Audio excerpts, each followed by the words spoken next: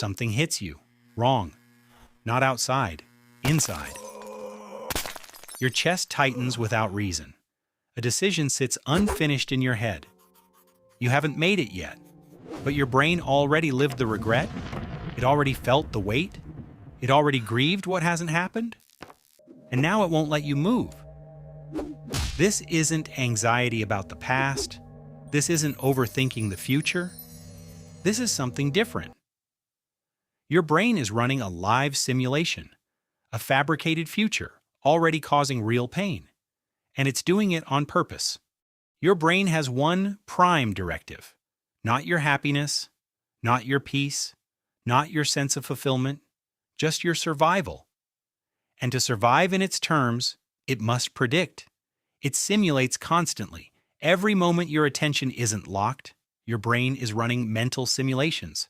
It tests futures, scoring them by pain potential. Neuroscientists call this prospective memory. Your prefrontal cortex fires before events.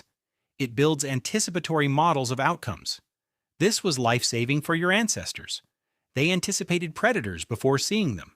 They modeled drought before the rivers dried. The simulation kept them alive. Now it runs inside you, on the same ancient hardware. But the threats have changed, and the hardware hasn't. You grabs a pencil, you starts mapping possible futures, but every path leads to one place, always into loss. And you doesn't know why yet, because there's a second layer here, one that almost nobody talks about. The second layer is this. Your brain doesn't just predict regret, it pre-experiences it. Researchers at Harvard found this. They call it affective forecasting. Your brain predicts emotional pain in advance. Then it experiences that pain now, before anything has even happened, before you've made a single choice. A 2016 Nature Neuroscience study scanned the brains of people mid-decision. Regret circuits activated before the choice, never after, before. Your brain grieves decisions you haven't made yet, because the implication is devastating. If your brain pre-feels the regret, then every option feels like a loss. Not just the wrong choice, all of your choices. Your brain is grieving all of them, and it calls that protection. Now here's what makes it worse. The neuroscientists discovered a network. They call it the default mode network. Your DMN activates when you have downtime. When your mind is idle, when you're not focused on a task, your DMN runs simulations automatically. It replays the past. It rehearses future failures. It scripts regret for things that haven't happened yet. This is why overthinking the future feels like an emergency in your body. Because to your brain, it is. The DMN cannot distinguish threat types. It processes imagined regret with the same intensity as real danger. And here's what FOMO psychology revealed. The fear of missing out isn't about other people's experiences. It's your DMN running threat forecasts about which future you're abandoning. Every unmade choice is an imagined death, a version of you erased, and your brain mourns it.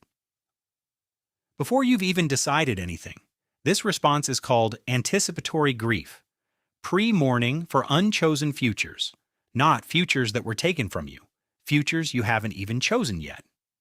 Researchers call the behavior this produces regret avoidance behavior. You delay deciding to delay the pain, but delaying is itself a decision, and that decision carries its own weight. It's a closed loop. Avoidance feeding more anticipatory grief, which feeds more avoidance. The lies weren't accidental. They were architectural, built into the system on purpose. Your brain constructed a story to stop you from making choices that might cause you pain. But the story has a fatal flaw. It forgets that you can survive pain. It forgets you always have. The pattern gets even more specific. Your brain lies hardest about the decisions that matter most. The bigger the stakes, the louder the manufactured regret signal, the stronger the FOMO signal, the deeper the anticipatory grief. Temporal self-appraisal theory explains this. Your brain predicts long-term pain and gets that prediction consistently wrong. Decision regret neuroscience tracked 400 participants across 5 years of post-decision data. The predicted regret never matched reality, not once in 5 years. Your brain forecast devastation. Reality delivered inconvenience. Your brain forecast permanent damage. Reality delivered temporary discomfort. The emotional forecasting system inflates pain predictions by 200%. What you feared feeling was never what you actually felt. Your brain simulated a catastrophe. Reality handed you an obstacle. The protection was the threat. Your brain evolved for a world where every wrong decision meant death, where hesitation meant predators caught you, where regret was a survival signal. In that world, this system worked. But you don't live in that world. You live in a world of nuance, where most choices are reversible, where most pain is temporary, where most regret fades within months. Research confirms the typical window is 6 to 18 months maximum, after which the pain is negligible. Your brain didn't get that update. It's still running the ancient code. And the ancient code is lying. It's been lying your entire life. And the lie is always about this. How do you stop living with regret? Before it calcifies. You don't fix the brain. You learn to read its signals. You learn what the signals actually mean. Step 1. Identify the simulation. When your chest tightens over a decision, name what is happening to you. This is affective forecasting. This is my DMN running models. This is not reality happening. This is a prediction, likely wrong. Labeling it breaks its emotional authority. Research from UCLA shows that naming reduces amygdala activation significantly. The fear response weakens when you put language around it. You are not in danger. Your brain is rehearsing danger, and those are not the same thing. Step 2. Challenge the timeline. Ask yourself, how long will this hurt? Your brain will answer, forever. That answer is always wrong. Documented regret studies from NIH show recovery timelines average 6 to 12 months for decisions your brain calls catastrophic. The pain was never permanent. The brain lied about duration. When you know it lied about duration, you can push back. You can say, this will pass, because research proves it always does. Step 3. Interrupt the default mode network.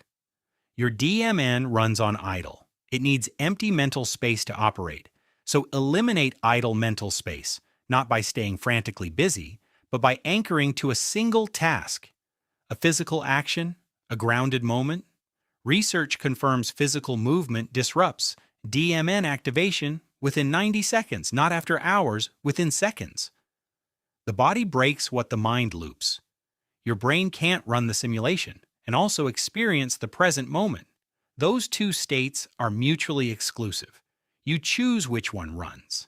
That is not a small thing. That is the entire thing. The brain still fires the signal. But you can learn to hear it differently, not as truth, not as prophecy, just as data. Often flawed data. Data you don't have to obey. The lies don't stop, but they lose their power the moment you see them clearly. Your brain will lie again tomorrow. Stay with Nero and keep exploring it.